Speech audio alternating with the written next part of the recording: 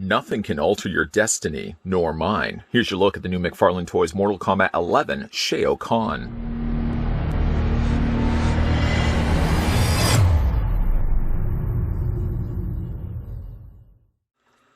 From McFarlane Toys comes the latest addition to the Mortal Kombat line of figures. This 7-inch scale Shao Kahn figure features 22 points of articulation and a high level of detail based on his looks from the Mortal Kombat 11 video game.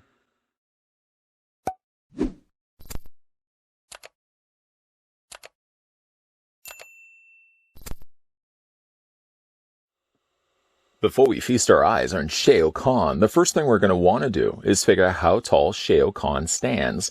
I suppose I probably could be taking the tape measure a little bit higher, because after all, the highest point is the horn sticking out from the top of his helmet. So I'm going to stop the tape measure right there. According to the readouts, as you can see right here, the figure stands almost 9 inches in height, 8.9 actually to be more exact. We can switch that to centimeters. That Shao Kahn stands 22.7 centimeters tall. Let's get the ball rolling with some size comparisons. We'll move over the Shao Kahn that we will be looking at and bring in the figure that we've already had a look at. There's Liu Kang. You really don't see it until you put them side to side how much bigger Shao Kahn is versus a regular Mortal Kombat character. I suppose it could be accurate as well, because in the video game, Shao Kahn would have towered over some of the other combatants. So I think he's appropriately scaled with the Liu Kang that we looked at before. Checking out the accessories that come included with Shao Kahn, he comes with the same display stand that came included with Liu Kang. Nothing different here, of course, just a regular circular display stand, the same stand that we've also gotten with the DC Multiverse figures. Except, of course, the only thing real different is the fact that they did print Mortal Kombat down below on the display stand. But other than that, I mean, it's just really the same display stand. How many times did I say display stand? Move that to the side. He comes also included with, sadly, a very warped looking hammer. Now, at the time of this review, so far, I haven't taken the time to put this in a hot water bath to see if I can level off the handle. Even if you did straighten this out, I still feel like you're going to have problems with the handle, specifically the way he holds it. I'll talk about that in a second. I want to show you the detail here on the actual hammer. You can see even there's the Mortal Kombat logo. Done all nice in exquisite metallic gold. Spinning around the other side, the exact same logo is there as well, with some nice additional texturing to the side of the plastic. I really think he could tenderize some serious meats with a mallet and hammer this size. But it's just a shame, like I said, the handle is so warped as it is. It's got some nice additional crimson on the end of the handle right there as well. To fit this into his hand, this is really the thing that I have an issue with. If you want to have it just in the one hand, this would really be the better of the two options. You can just slide the hammer down. All the while you'll be doing this, you'll probably hear me go, ooh, ah, ooh, just because he has all these spikes all over his body. We'll talk a little bit more about that in a second. But you can take the hammer and just literally slide it down by handle, and you can have him holding it in hand perfectly fine. The problem is when you get to this hand right here. The way that they've sculpted the hand, you can see it's a little bit more closed up. So if you want to have him displayed with the hammer, let's just say in both of his hands, which really is an ideal look for the character, you will find yourself warping the very same handle that I was talking about, because it is very difficult to get into his hand. It almost even seems easier that you do it on this side first, and then from there feed it into his other grasp. But we can go ahead, do our best, just fit that behind. Really, the culprit is that first pointing finger right there. If you can get it in between the thumb and that pointer finger, then you're home safe. You're fine. But yeah, you can see while doing that, I've already warped the hammer handle. So even if I did heat that back into place, just doing it what I've done just now will ultimately then result in, I'm sure, warping that again. Like I said, he can hold it in both of his hands as well if you want to. It's entirely up to you. Let's go ahead and take that out of his hand. I really don't understand why they had to sculpt the hand on the one side. You know what? Let's take it off on the one side. I don't understand why they had to have the hand sculpted like this, unless it was just do it so that you could have a better grip for him holding the hammer on this side. But it is really difficult to get it into his hands. It doesn't help either, really, that the plastic that they're using for these fingers is really a hard plastic. Very difficult, as you can see. It's leaving quite the impression, literally and figuratively. Let's talk a little bit about these spikes. They're all over his body. Everywhere you think you could be safe by handling the figure, you'll find yourself leaving even more impressions on your skin. Literally, there's spikes everywhere on the sides of his arms, of course on the ends of his finger knuckles. He's got it all over, of course, the very obvious spikes here on the side for his armor, but he's got it everywhere. Even to get down to the legs, these are all hard plastic. I feel like these are the worst of the batch because there's no give to them. If you put your finger against it, you'll certainly feel it, let me just tell you. I suppose before we get down to that, let's talk a little bit about his head sculpt. Of course, with Shao Kahn, you can get the helmeted head sculpt there done. I really love this. This is so nice. Not only is the sculpting good, but the superior paint job that they put onto this as well, making use of those golds, making use of those crimson colors, all come together to give you a really nice looking Shao Kahn. I don't know if you can even make out his eyes. They're in there. I can assure you that. There they are right there. It does look like they used two different colors for his eyes, perhaps black and that crimson red. And they've also been outlined in there as well. Maybe it is just the fact his eyeballs are black and he's got just the little slits done in red. But boy, does that ever look really sharp. Speaking of sharp. The helmet isn't removable, by the way, so just in case you thought you could take that off. No dice. No dice. You can't take that off. There's a little bit of the sculpting of the mouth that just peeks its way at the bottom of the skull face. That is just a fantastic head sculpt. Now, this is all done in softer plastic. It's surprising that they use softer plastic here. And then they used a more harder, kind of brittle plastic. Not even brittle, but it definitely has a little more rigidness to it. I guess it's a little bit softer on the top, but why they didn't do that necessarily for the spikes down below is beyond me. But I do like the detail that they've added to not only this shoulder piece of his armor, but also to this side as well.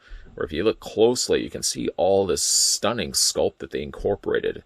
You almost even make out there's like little skulls in there. Paint is generally clean. Spinning this figure around, you can see. It's clean everywhere.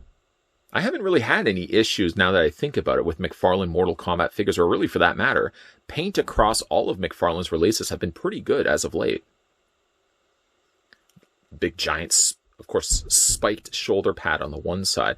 This is actually a separate piece, in case you are wondering when it comes to his articulation.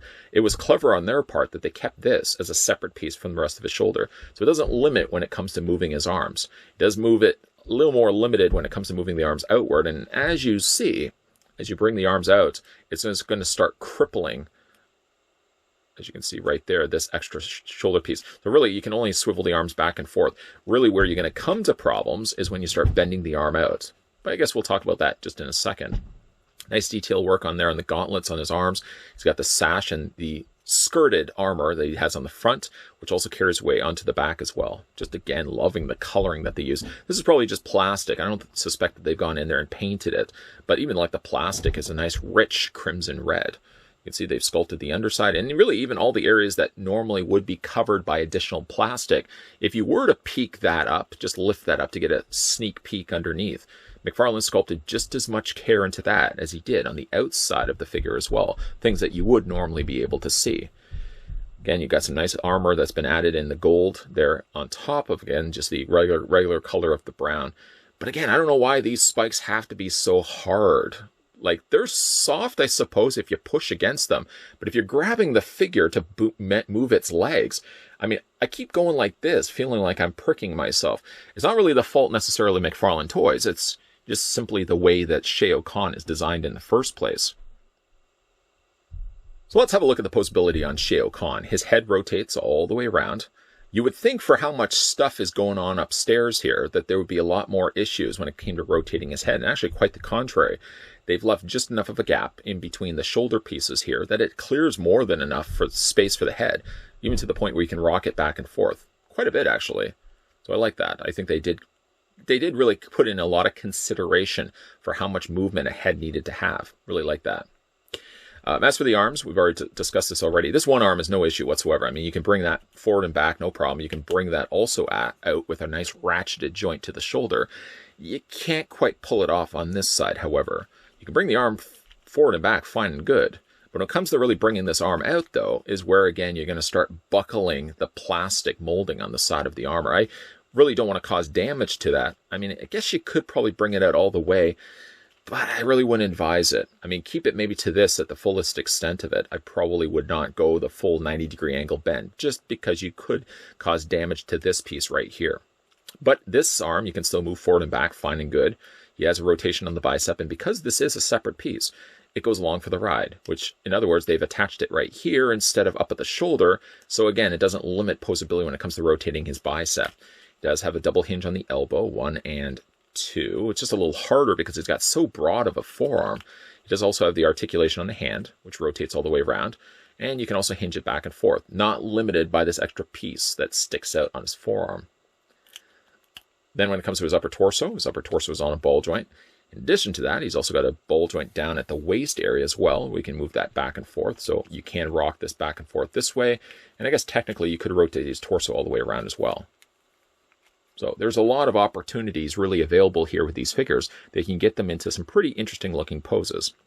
The legs split out, but yes, they are going to be a little bit limited by the fact that he does have the skirting on either side. Even though it is softer plastic, I can't quite get a full bend going for these legs. You could really use the argument, well, why would you want to be able to give this guy the splits anyways? Shao Kahn doesn't do the splits. Valid point. Valid point. He does have a swivel basically where that thigh attaches it to the ball joint. He does have a double hinge on the knee. And then when it comes to his lower half, this lower half is basically just sculpted in place. So, you can't rotate this. However, you can rotate his foot all the way around. You can hinge it up and down. And he does also have foot articulation, similar to what we saw with Liu Kang. He has the articulation where it counts. I think the only thing that's really limited on Shao Kahn when it comes to his posability is specifically this arm right here. Just because of the makeup, not on McFarlane's part, but based on the design of Shao Kahn's look in Mortal Kombat 11, does limit a little bit what you can actually do on this one arm here. Hands down, my favorite figure from the new lineup of Mortal Kombat 11 figures from McFarlane Toys has to be Shao Kahn. Easily, without any doubt whatsoever. I'm sure somebody is then asking, why would you then look at Liu Kang as the first figure instead of just the one that you knew you were going to like the most, Shao Kahn? I don't know. It's just one of those things. Just decide to look at Liu Kang first. I always feel like Liu Kang should be the first figure I'm going to be looking at. Not necessarily fair. Some would also argue the point, because I haven't even looked at yet Scorpion or Sub-Zero. Would you want to make such a deciding vote already with only 2 figures in? Yes. Yes, I would. Shao Kahn is awesome. He is not necessarily so awesome when it comes to his posability, at least on the one arm, because just by the nature of the beast, the way he's designed in the game, yes, it is going to be limiting a little bit of what you can do with his shoulder, just because he's got that big giant shoulder plate on the one side. But you can still see here in final looks, I pulled off having the look of him with that big giant hammer strung over his shoulder. I have a bigger issue, I feel, when it comes to the sculpting of his one hand. Really difficult, especially using the more denser plastic that they did. It's really hard to pry those fingers away from the palm to get him to hold the hammer successfully with both hands. You can do it. I did do it in this review, but it does result in that hammer even being more warped than it started off with when I got this first out of the packaging. He is definitely by far my favorite of this lineup. And you could say, yes, then why would you maybe make such an assumption so early when we haven't even looked at Scorpion and Sub-Zero? My reviews of the Scorpion and Sub-Zero will be coming shortly, but my opinions of this line and my favorite figure from it, I don't think will waver. We'll see when we have a look at the reviews of Scorpion and Sub-Zero. If you are new to this channel and you're liking all the content you're seeing, consider the idea of hitting that subscribe button down below and hitting the bell notification. Of course, as I've already said, we're going to be looking at the rest of the figures from the Mortal Kombat lineup, which includes a new Scorpion and a new Sub-Zero. So lots of stuff coming your way as always, guys. And for your video question for today is, what is your favorite final boss from a video game? Speaking a little bit of Shao Kahn, it doesn't have to be necessarily Mortal Kombat, but who is your favorite final boss in any video game? Any. Let me know down below in the comments section. Lots of stuff definitely coming your way, guys. In between, of course, looking at the Mortal Kombat 11 rest of this line. We're also going to be looking at a whole bunch of other McFarlane toy reviews. If you guys also want to see all the McFarlane toy reviews that I've done to this channel, on this channel, in this channel, make sure you also check out my McFarlane Toys playlist, which is always readily available for your viewing enjoyment. Lots of stuff coming your way, guys. So as always, thanks for watching. I'll see you guys next time.